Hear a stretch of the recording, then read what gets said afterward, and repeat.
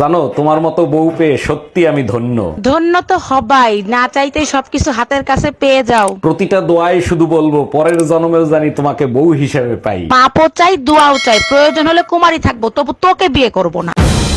সব জিনিসের দাম যেভাবে বাড়তিছে মনে হয় আর বাইসে থাকার কোনো উপায় নাই। শোনো, তুমি এক কাজ করো, আজকে থেকে ডিসকভারি চ্যানেল দেখা শুরু করো। ডিসকভারি চ্যানেল দেখলে কি হবে? জঙ্গলে বিনা খরচে কি করে বেঁচে থাকতে হয় সেইগুলো শেখায়।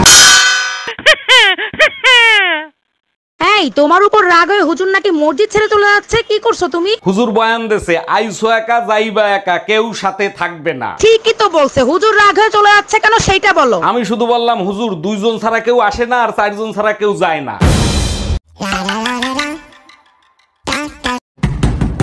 ভাবি, দুধ নিয়ে আইছি, তাড়াতাড়ি দুধ নিয়ে যান। অরুণ ভাই, আগের দুধের থেকে এখনকার দুধ একটু পাতলা, খেয়াল করে দেখেছেন? সবাই বেচে 80 টাকা, আমি বেচি 70 টাকা, সেইটা খেয়াল করেন নাই? সবাই দুধের দাম বাড়াইছে আর আপনি দুধের পানি বাড়াইছেন, তাই না? দেখো, নতুন করে দেশ স্বাধীন হয়েছে, আমিও স্বাধীনতা চাই। দেশ স্বাধীন হইছে, তুমি স্বাধীন হও নাই। বাড়াবাড়ি করলে বেলুনের বাড়ি একটাও মাটিতে পড়বে না। তোমার এই বেলুনের নির্যাতনের কারণে ঘরে থাকতে পারি না, গেলাম আমি বাইরে। যাও, বাইরে ছেলেপেলেরা কান ধরায় উলঙ্গ করে পিটায়।